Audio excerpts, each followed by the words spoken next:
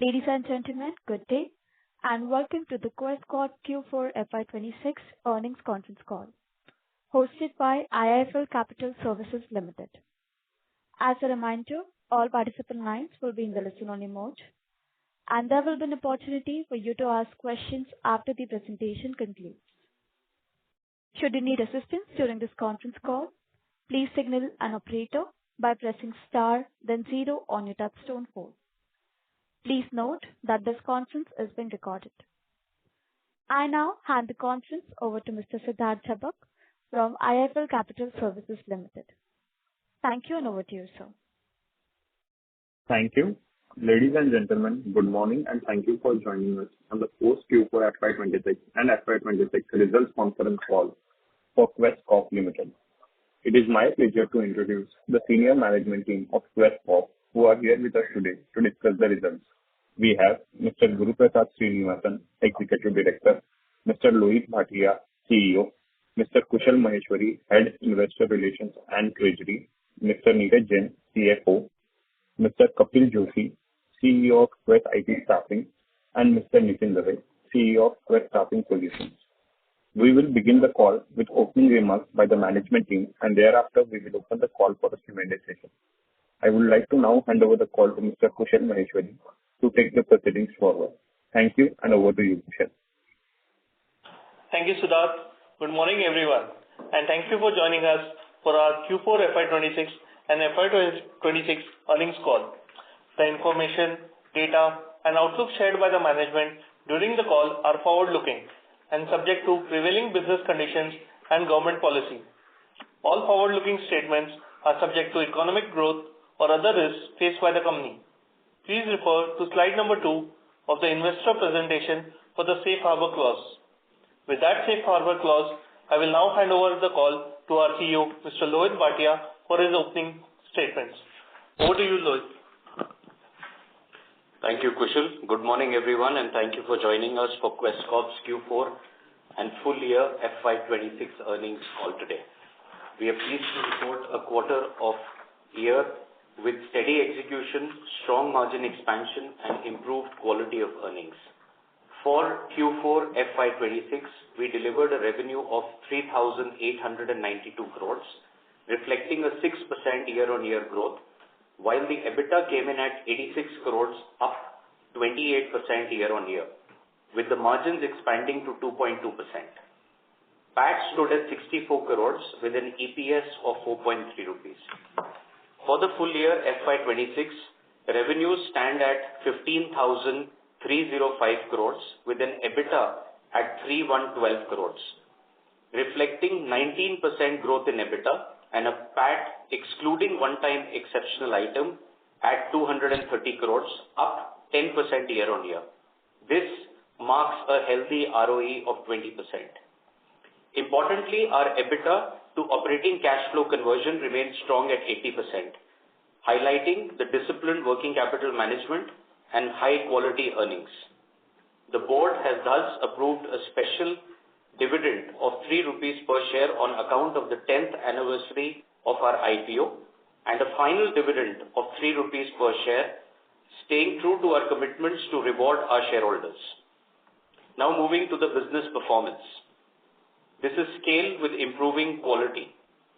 FY26 reflects a clear shift in our business towards higher margin, more sustainable segments, even as we maintained our leadership position in core staffing.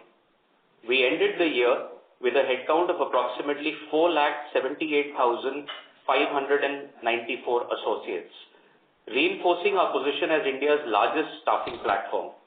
During the year, we added 281 new contracts in general staffing, continued scaling high-margin professional staffing with strong GCC traction, adding 61 new logos during the year. We added 125 new logos in overseas business as well. At a portfolio level, high-margin businesses now contribute 50% of the total profitability, a structural shift that is beginning to reflect in our margin trajectory as well. General staffing. Scale leadership with execution discipline. The general staffing business continued to demonstrate resilience and strong execution at scale. For the year FY26, we added approximately 26,000 net add in our headcount in the staffing solutions business. However, discontinued projects have resulted in a 7,000 loss during the year as well. Revenue has come out at 13,176 crores, growing modestly year on year despite a year marked by structural transitions, including the labor code implementation, the geopolitical instability, and portfolio recalibration. EBITDA remains stable at 189 crore with significant investments made in verticalization, technology investments, and hiring of recruiters to make our business future-proof and future-ready. During Q4, we added 59 new contracts, taking FY26 total addition of new contracts and customers to 281. The headcount growth remained measured owing to global factors and supply-side talent shrinkage, especially in the later part of the financial year. DSO remained tightly managed at 24 days, including 9 days of UBR days as well. This also shows strong collection discipline within the unit.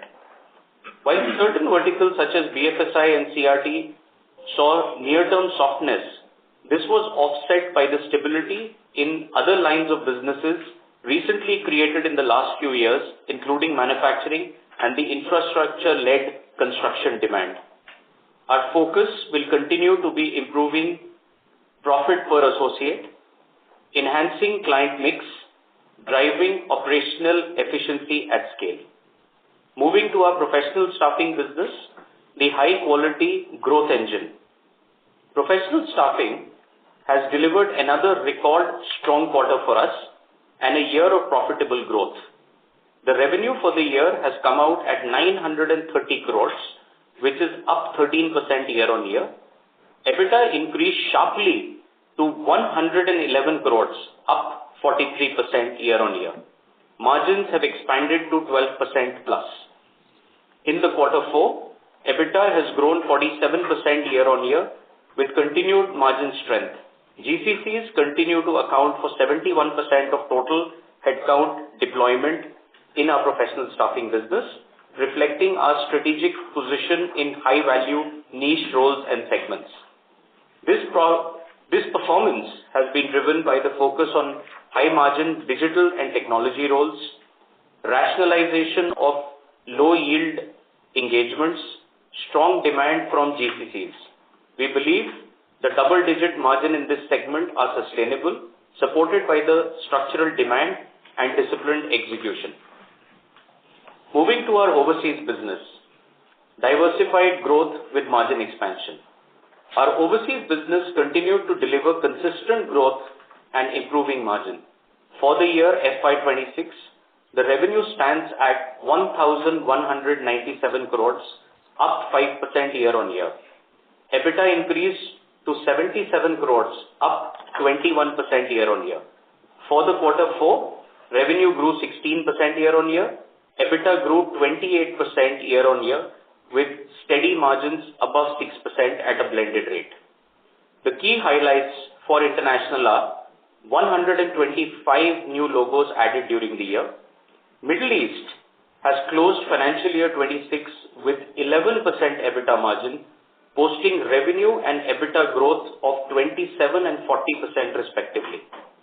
Quess Singapore, general staffing has added 68 new contracts and an over 491 local headcount, taking our total headcount in the geography to over 1,026. Malaysia has delivered strong revenue growth of 83% year on year, scaling to 900 headcount and an EBITDA margin of 4.3%. Philippines posted 49% revenue growth at a 10% EBITDA margin, crossing over 700 headcount milestone. Overall, the international portfolio is now better balanced, structurally more profitable as well. Our digital platforms continue to remain investment focused with a layer of AI. Our digital platforms businesses continue to be in an investment focus. We have sharpened our focus towards AI-led solutions with a plan for the coming 3 years. We are building a blue-collar marketplace, AI-driven recruitment and workforce solutions. This will further strengthen our long-term position in technology-led workforce management platforms. Moving on to people and ESG highlights. I am proud to share that Quess has been certified as a great place to work for 7th consecutive year, with recognition across India, Singapore, and Middle East. We were also recognized with LinkedIn Talent Award 2025 for AI Pioneer, reflecting our focus on innovation in talent acquisition. Some closing remarks. To summarize the FY26, the year has been led by margin expansion, improved profitability, strong cash flow generation, portfolio shift towards higher margin businesses, disciplined execution across segments. While revenue growth remained moderate, the quality of growth has significantly improved, positioning us well for the next phase. As we move into FY27, our focus will be on scaling professional staffing and overseas business, drive margin expansion across segments, leveraging technology and AI platforms, and continuing our disciplined capital allocation. We remain confident in our ability to deliver sustainable, profitable growth with improving return ratios.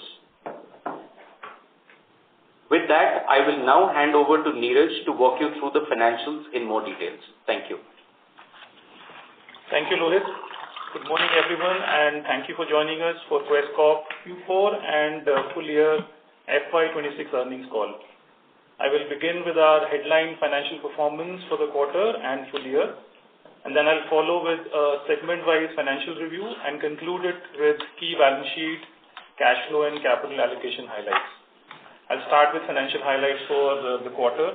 Q4 FY26 was a quarter of strong margin expansion, improved profitability, reflecting continued benefits from our focus on our mix improvement, operating discipline, and cost optimization. Consolidated revenues for the quarter stood at 3,892 crore, representing 6% year-on-year growth with broadly stable sequential performance. EBITDA for the quarter came in at 86 crore, up 28% year-on-year and 8% sequentially, with EBITDA margins improving to 2.2%, representing an expansion of 37 basis points year-on-year. This margin expansion indicates improved operating leverage, a more favorable business mix, and sustained cost discipline across the organization, reflecting in operating margins for all businesses combined and crossing 100 crore for the quarter. Reported PAT stood at 864 crore, reflecting a 167% year-on-year increase, supported by operating leverage and lower exceptional impacts. On an adjusted basis, PAT remained stable sequentially, reflecting underlying business strength and consistency in earnings quality. Our EPS for the quarter stood at 4.3 per share.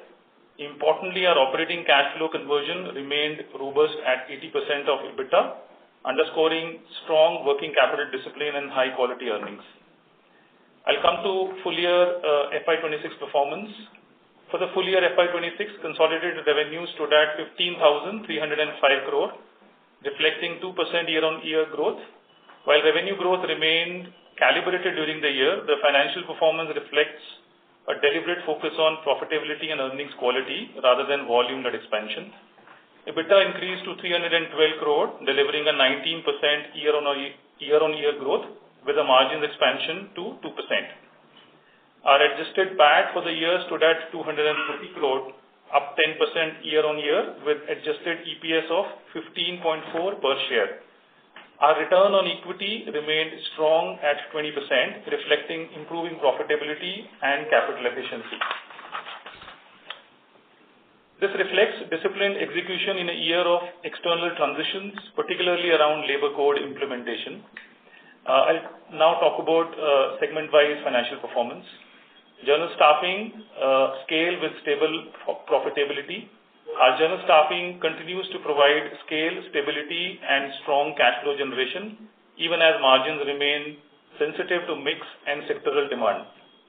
For Q4 FY26, our revenue stood at 3,328 crore, up 6% year-on-year, while quarter-on-quarter decline is due to one-time incentive pass-through and gratuity billing in Q3, which was because of the labor code implementation. Our segment EBITDA stood at 52 crore, reflecting 21% year-on-year growth.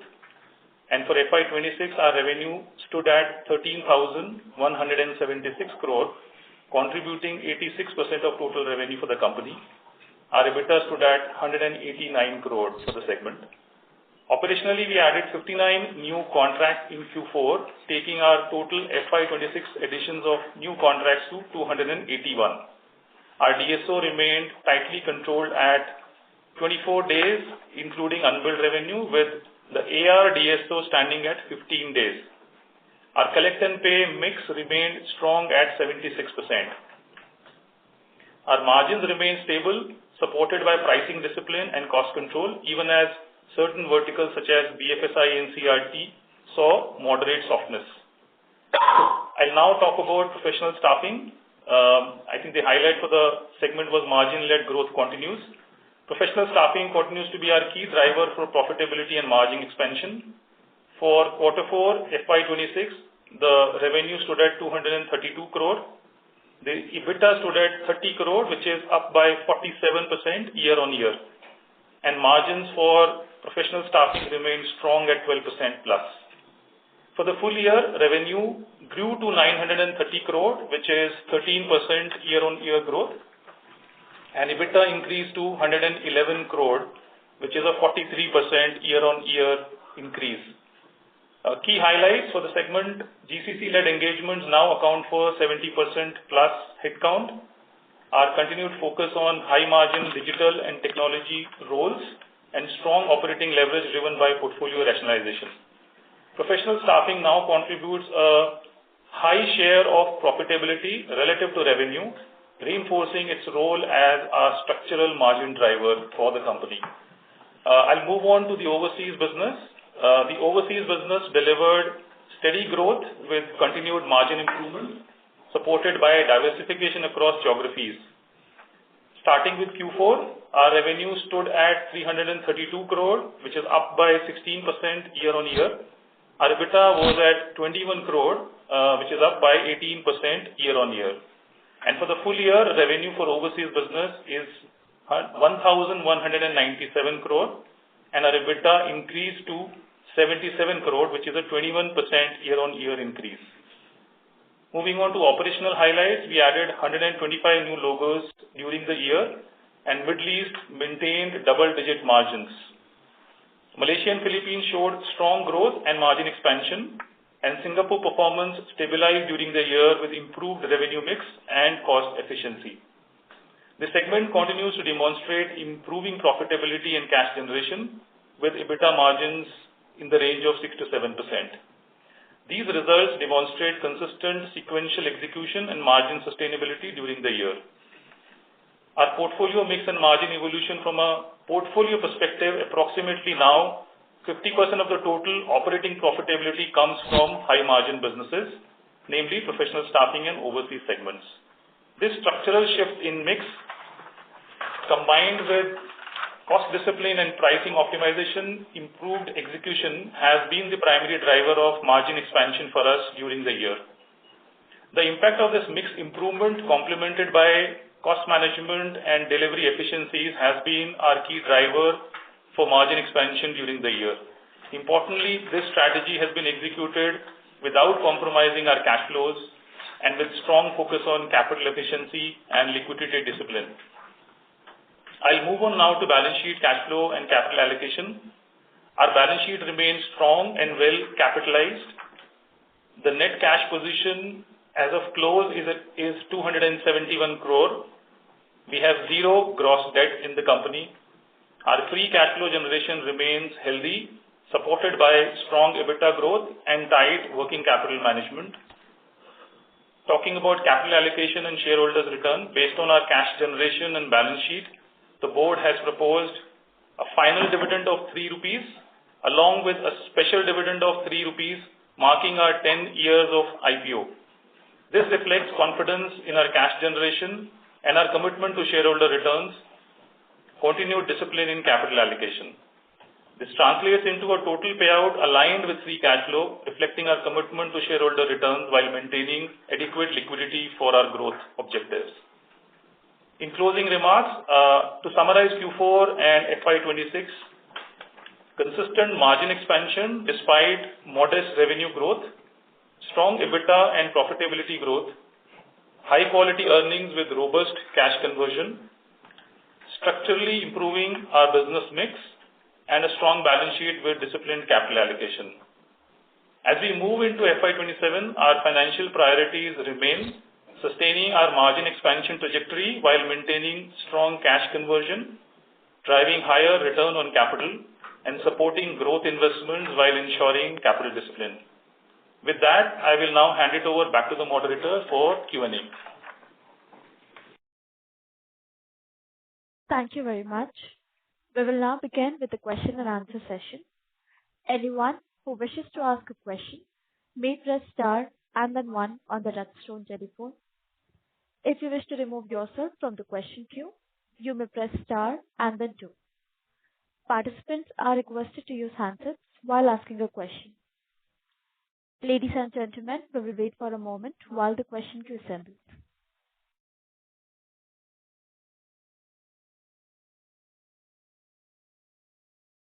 A reminder to all, you may press star and then 1 to ask a question.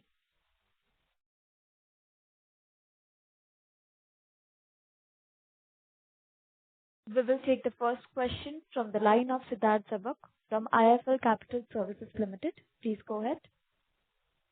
Thank you. Congratulations on a strong set of results and thank you for taking my question.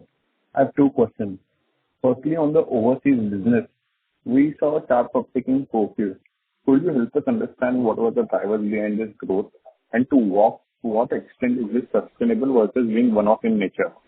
Additionally, any color on how the Middle East business could be impacted by the ongoing geopolitical situation?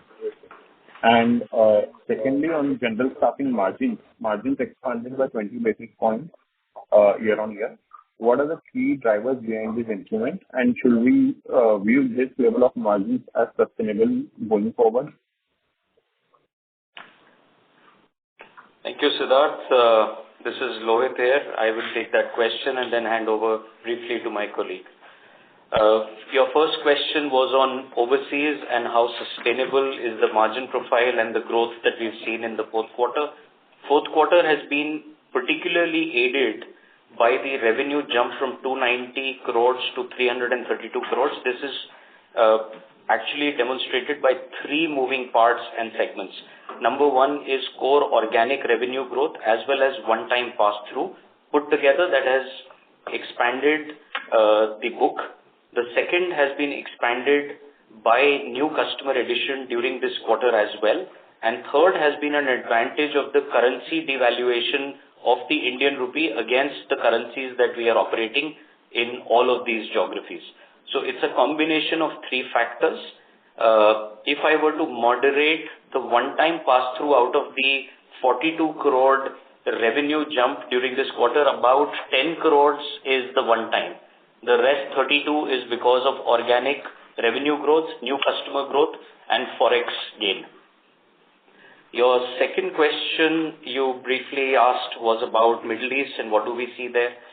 As the Middle East issues unfolded in front of all of us at Quess Corp also, first we were absolutely cognizant of the fact that both our core employees as well as our associate employees have to remain safe.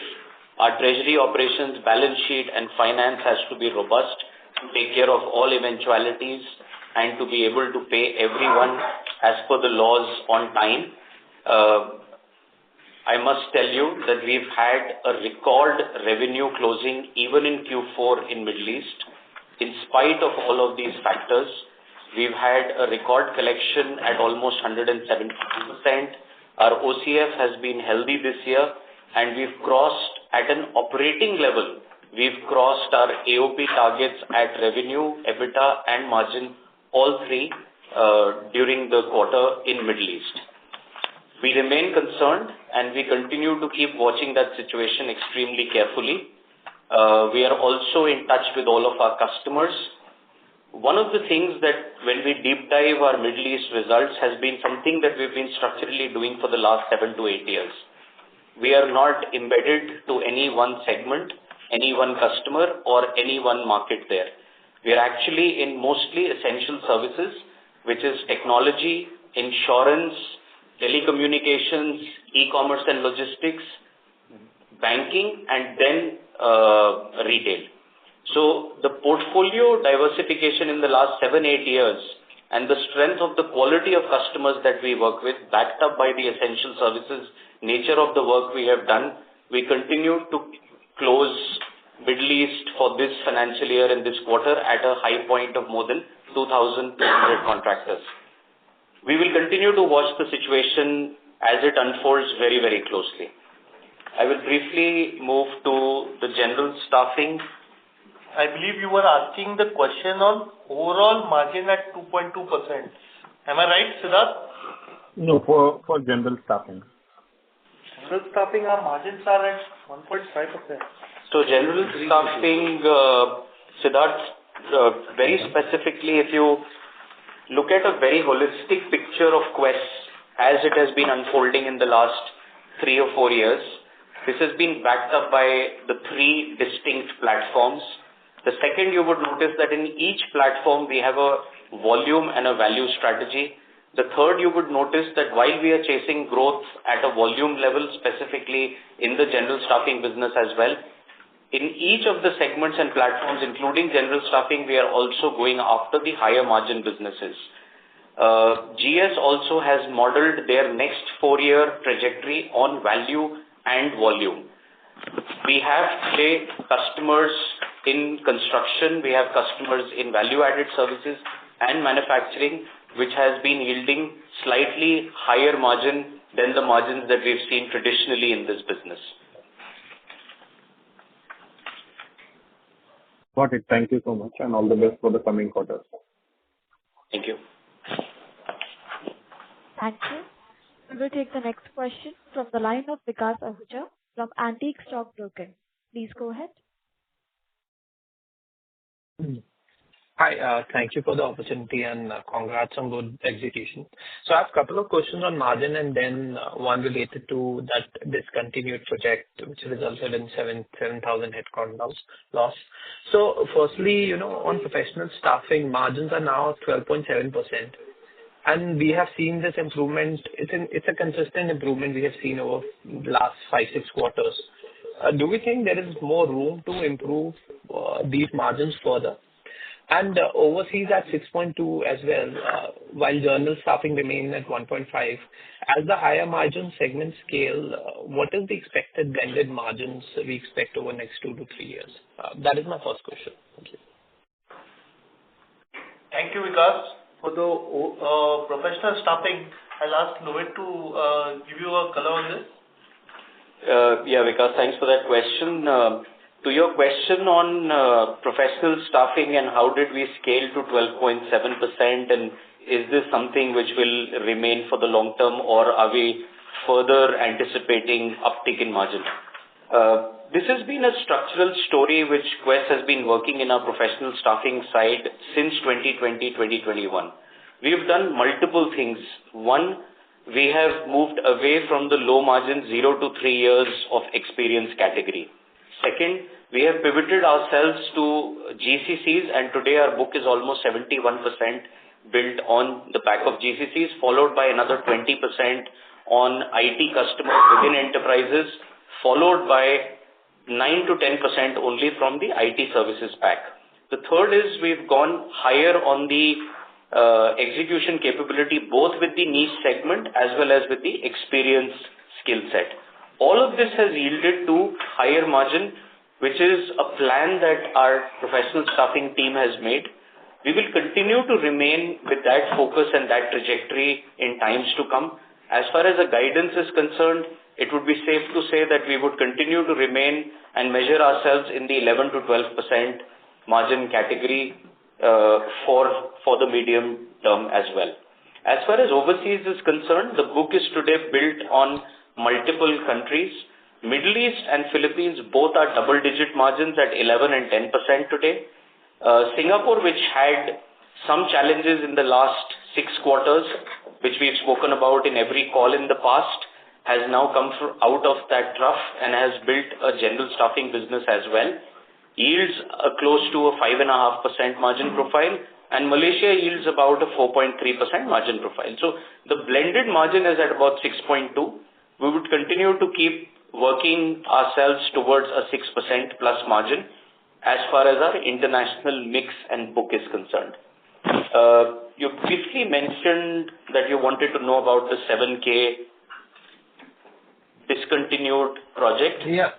Yes, I think that question is actually so before that, I wanted to get some understanding on overall blended margins for next 2 to 3 years. And the question on that 7,000 was, can you provide more details on the revenue and margins impact of this discontinuation?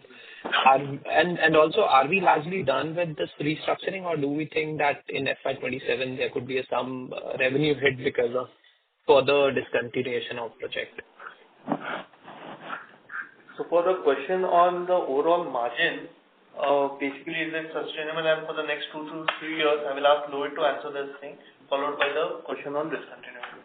So as you see, Vikas, this year started with a range of 1.6 to 1.8% margin. Across our various quarterly calls, we had said that we want to be at 2% and create that as a new baseline and foundation for our company.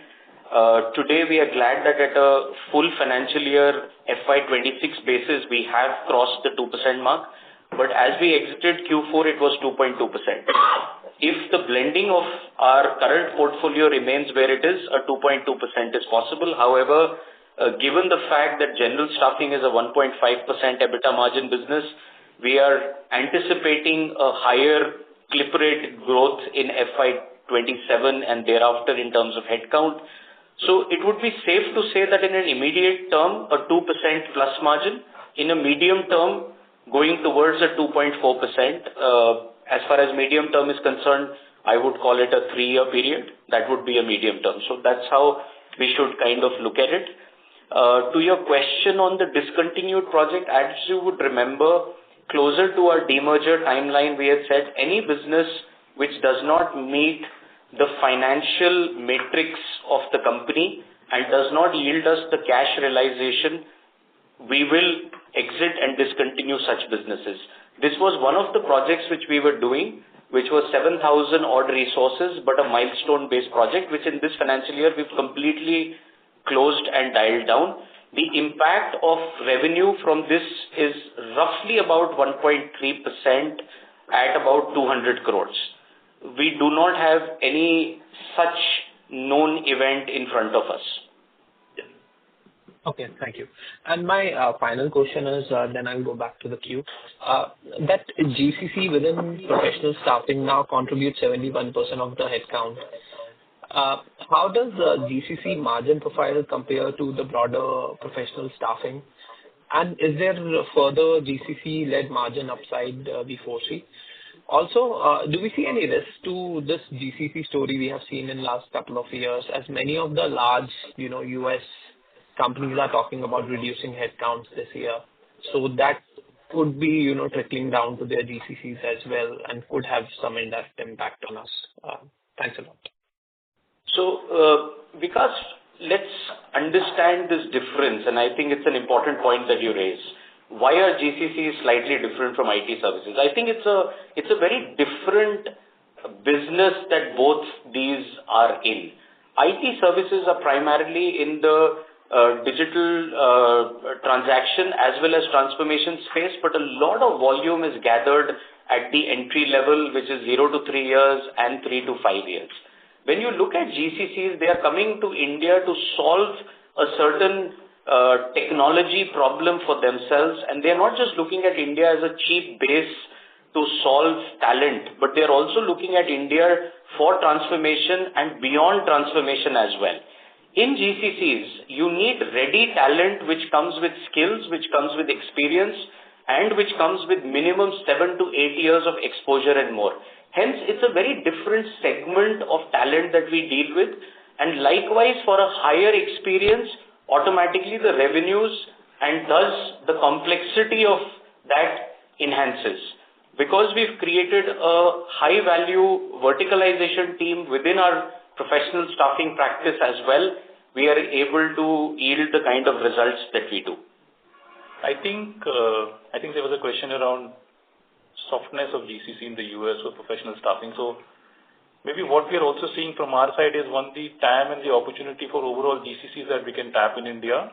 But more importantly, we are seeing a wider GCC demand coming in from the Asia Pacific. So as a company, we are looking at new corridors where we can tap the GCC demand for this vertical. Okay, thank you. Thank you. Thank you. We will take the next question from line of Dipesh Mehta from Emkay Global. Please go ahead.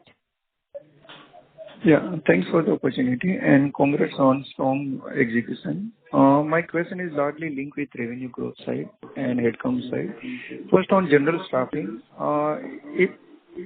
if I look revenue growth for 26 is largely muted, and even if one adjusts for the accounting for labor code which we did on revenue expenses side and adjusted for 7,000 project related impact which you indicated, it is largely flattish.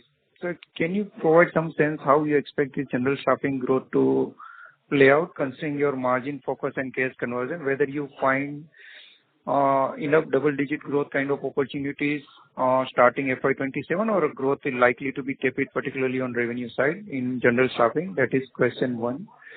Second question on professional staffing. If I look at it over last few quarters, growth started tapering off on revenue side. How you expect this revenue growth to play out, even though our focus remain on GCC and all those things, but largely seems to be now growth is tapering out. So trying to get your sense on revenue growth side. And third question is on the labor code kind of thing. What percentage of our revenue or client would have accepted, let's say, revised terms or revised rate based on the new labor code related revision? And where discussion are still, let's say, happening? If you can provide some sense on it. Thank you. Dipesh, I'll answer the questions and then hand over to my colleagues Nitin and Kapil to throw some more light on the specifics that you've asked. The first thing you've asked is revenue and headcount growth related to general staffing. Let me clarify a few points. One, with a year which kept us so busy in India, starting from the second quarter of GST 2.0, third quarter labor code, and fourth quarter global factors, including state elections. In spite of that fact, our general staffing team this year has added 26,000 net addition to employment. While our historical average has always been 45 to 50,000, and we continue to run investments, teams, and technology to be able to deliver those kind of numbers. We see that this 26,000 has further been muted by the 7,000, which as a leadership team, we took a conscious call to decline from those businesses, and hence the like-for-like number for an entire organization you're noticing is only at 19,000. At 26,000, I would say we have performed at 50% of our installed capacity. But this 50% of installed capacity is in spite of the structural things which were happening both on the demand and the supply side as far as India is concerned in the last couple of years. I will ask Nitin to throw some more light on the kind of capacity that we have from a sales, execution, sourcing, reach perspective. Yeah, thank you, Dipesh. This is Nitin Dave. We in general staffing are well invested in terms of verticalization, new lines of business, recruiters. We have a very resilient sales team that is in a position to deliver 275 to 300 new logos every year. In fact, in the last 12 quarters, they have added more than 100,000 new headcount. The same is true for our recruitment team. We have a very stable recruitment team which can consistently deliver headcount. So in a stable environment, this team can consistently deliver headcount growth going forward. And new lines of business where also we are working, they can also start kicking in as we go forward. Kapil? We will hand over to Kapil for the PS questions, professional staffing that you asked. Okay, Rosh. So, professional staffing, I understand your concern, but it is very cyclic. If you see H1 versus H2, what happened in H2, we have furlough impact and the number of working days, since we work on T&M model in professional staffing, number of working days also impact our revenue. And Q3 and Q4, specifically Q4 has the lowest working days in a whole year. So, probably the real efforts what we put in the sales or what we do headcount addition whole the year does not reflect in Q3, Q4 performance because of the furlough and less working days. But just to let you know, we have acquired 61 logo in whole year. Out of this, 50% plus has already gone active, and we have 200 plus resources already deployed in this in account, which are acquired in this year only. So the real impact probably will be visible in H1. Sorry to interrupt, but let's say if both the general staffing and professional staffing, let's say in professional staffing, I am referring to YOY growth. So seasonality which you are referring to has, I think, should not have any impact when you look YOY growth. Your YOY growth in specialized or professional staffing is double digit. Your exit is half of it, quarter for YOY growth. So I was referring to that. On general staffing, you indicated, let's say, around 10 to 15K per quarter kind of net addition, which is what the capacity which we have. And we achieve roughly half of it when you look, let's say, somewhere around 25K for the year in terms of net addition, excluding the 7,000 lows. So my question is, it is not getting captured in the, when I look, let's say, revenue number, right? You are saying that addition happened, but let's say at the end of the day, when I look full year headcount addition or changes, at least in 26 not played out. Are we confident 27, the kind of capacity 10 to 15K addition per quarter should actually start getting reflected into your net revenue growth? I will ask Rohit to answer your question on the general staffing and eventual reflection in the revenue growth for the company. So, Dipesh, two quick points. One on the general staffing business, you might remember there was a base decline effect about a year ago. In Q4 of last financial year, there was a BFSI regulatory-based impact which caused a 37,000 decline. While this happened more than a year ago, the shrinkage of revenue from that was to the tune of 7%.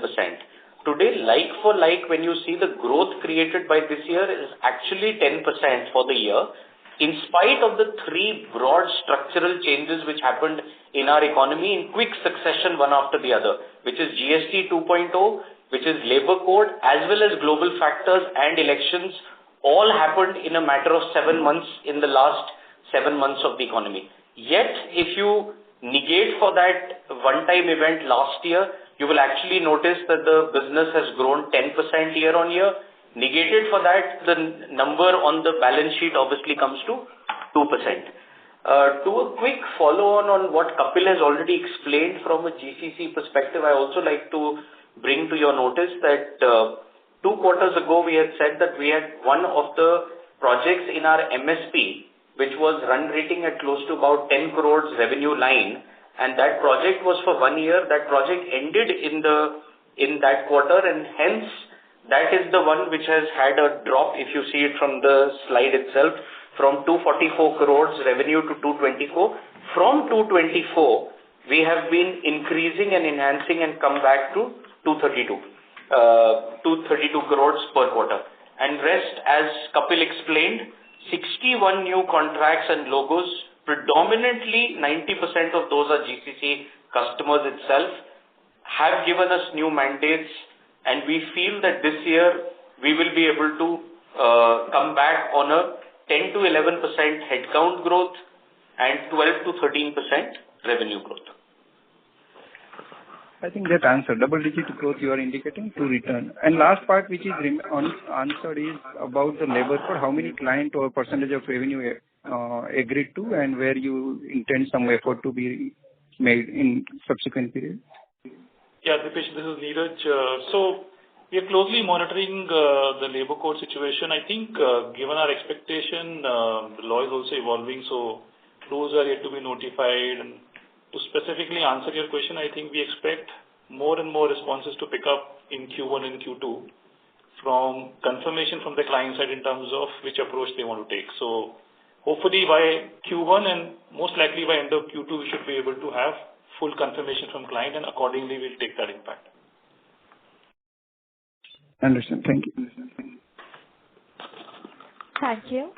We will take the next question from the line of Amit Chandra from HDFC Securities. Please go ahead. Yeah, thanks for the opportunity. So the first question is on the professional staffing side. Obviously, you have answered upon the margin expansion piece, but it's very heartening to see the margin expansion coming back in the sector at an overall level after a very long time. But if I just compare the professional staffing margins to the competition, we are just almost like double of that, irrespective of the GCC contribution,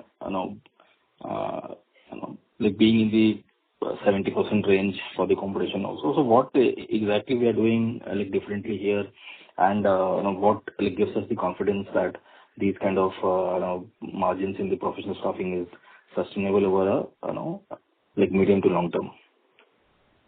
Thank you, Amit, for your question. I'll ask Lohit to answer your question, followed by Kapil. Lohit? Thanks, Amit, for the question. Amit, I would like to speak for Quess. I would not be able to speak on behalf of any other organization in the industry.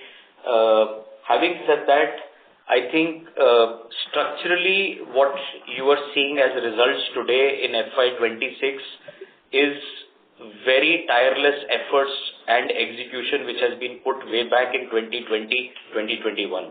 Post-COVID, we were of a clear realization that the market will undervamp on margin side across the entire industry, and our professional staffing team led by Kapil Joshi and his entire leadership team worked very hard on the facts of what would create future growth in India.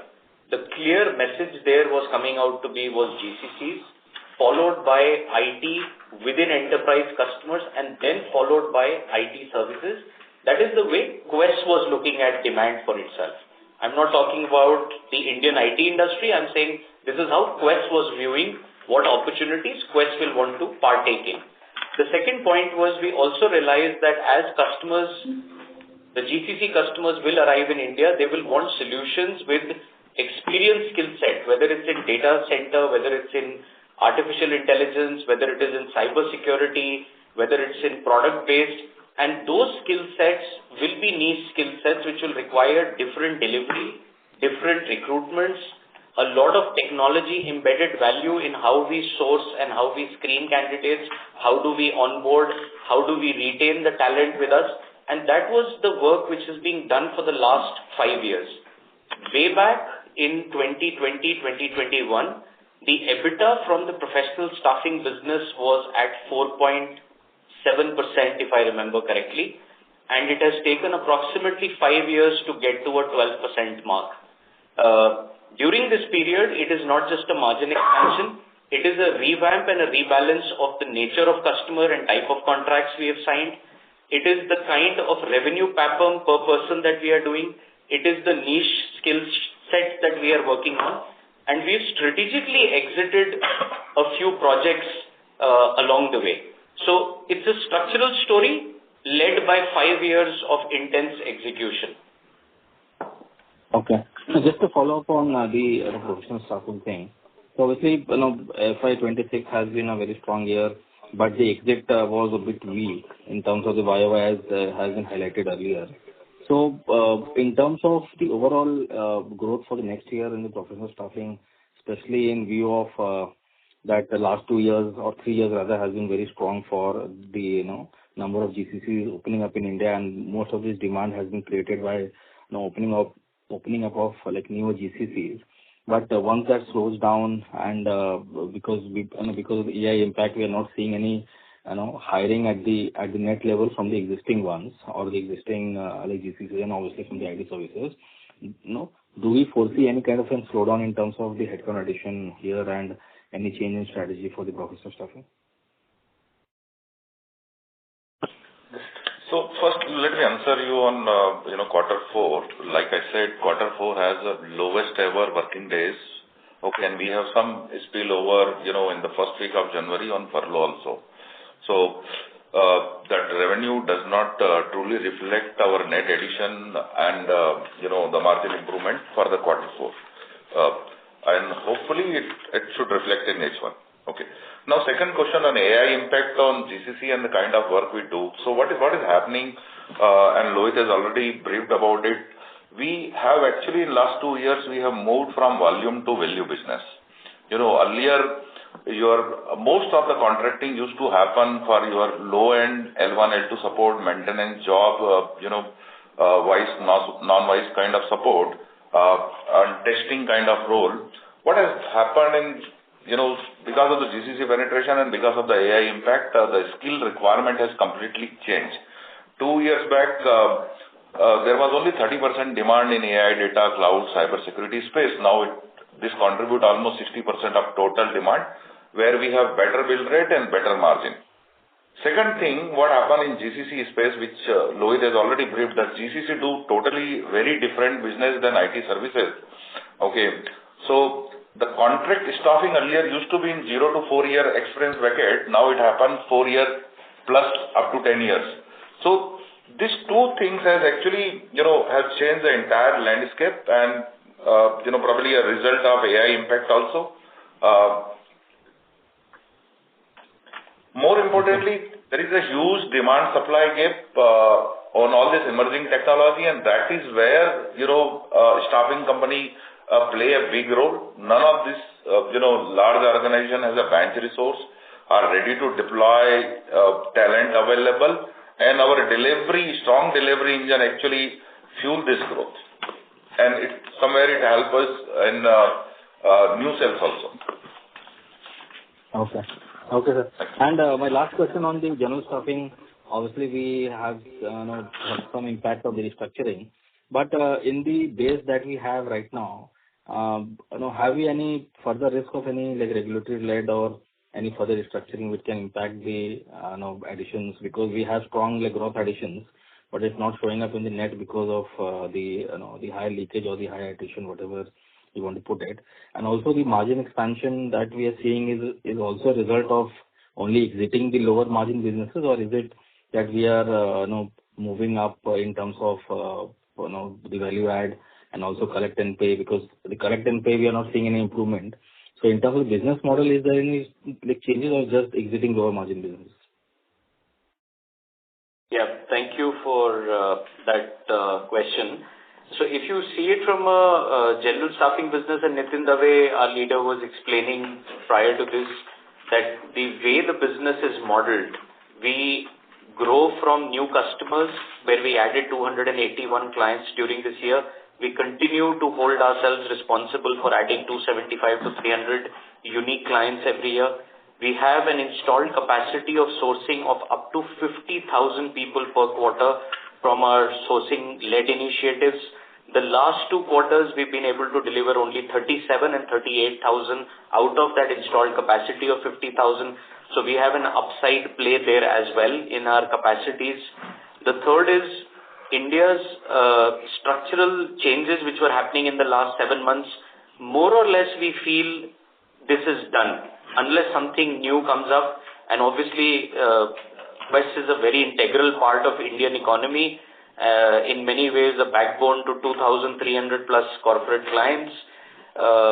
If something comes up, obviously it will impact the entire economy, and so it might impact us as well. But at this moment, we are poised for growth based on the capacities we have, the execution, the reach, and the technology that we have. Okay, sir. Thank you. Okay, sir. If you want to add something. I think this is Neeraj. I think there was a question around collect and pay. Just wanted to update that general staffing from a vertical standpoint is going to diversify and expand their business in constructions and manufacturing as new verticals. So as of today, our collect and pay 76% is a very healthy number. And we basically have a target to maintain this number, as I said, given the fact that we are now expanding into high margin construction and manufacturing verticals where it is going to be at least 30 days to 60 days DSO trend. Overall, at a GS level, if we are able to, peg ourselves between 70 to 76%, I think we are in good shape. Okay, sir. Thank you. All the best. Thank you. Thank you.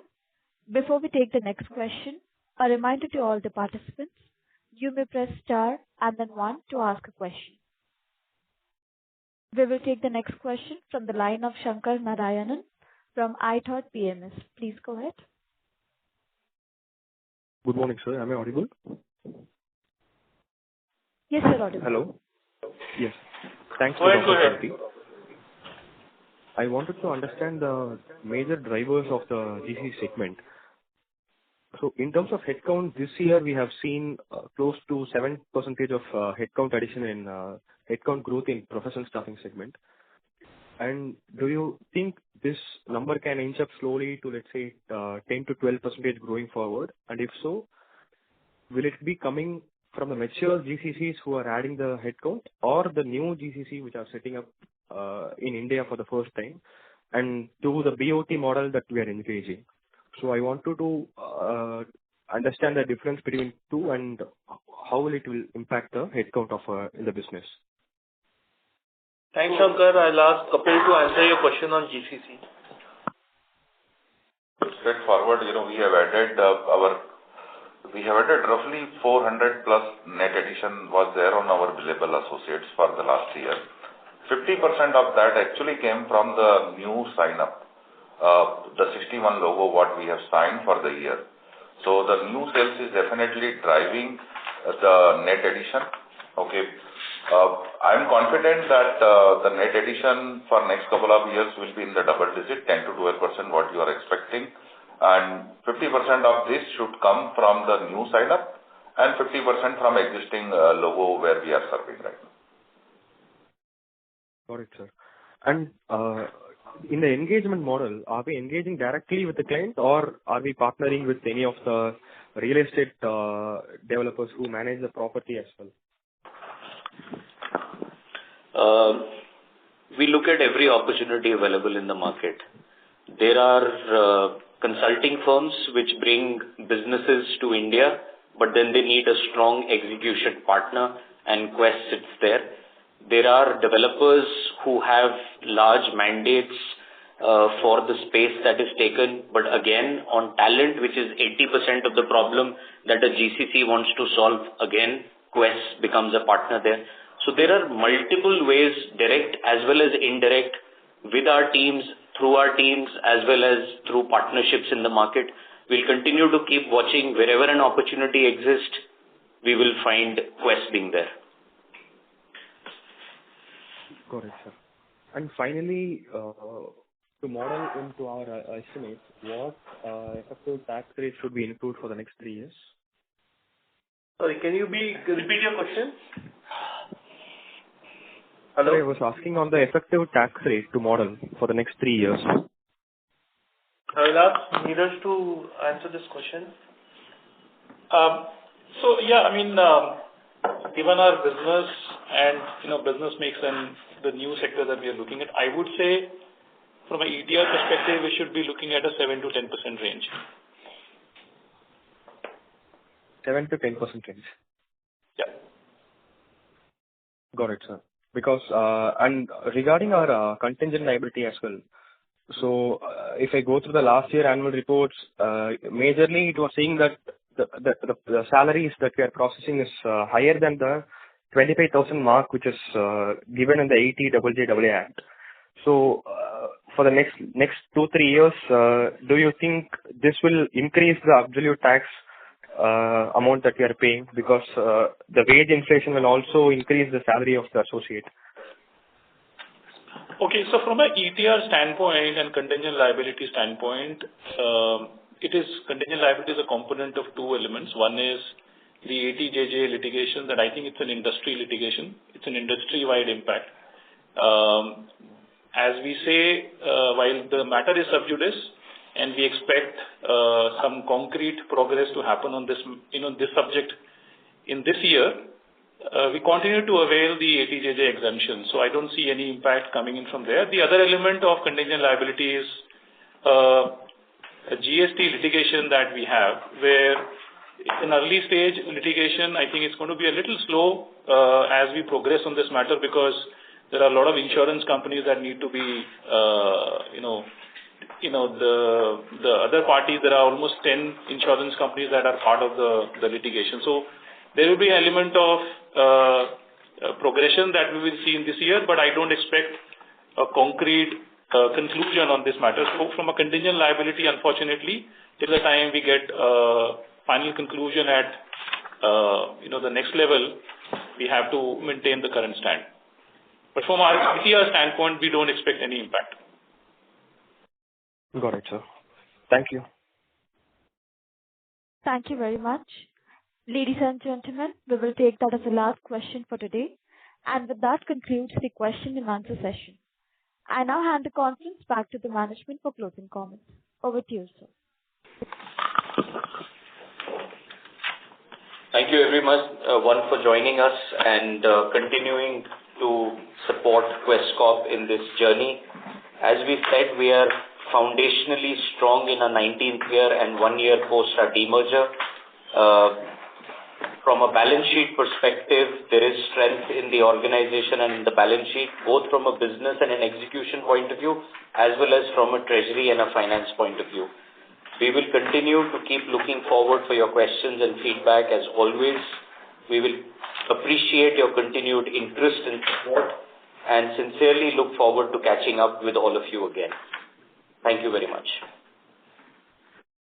Thank you, members of the management. On behalf of IIFL Capital Services Limited, that concludes this conference.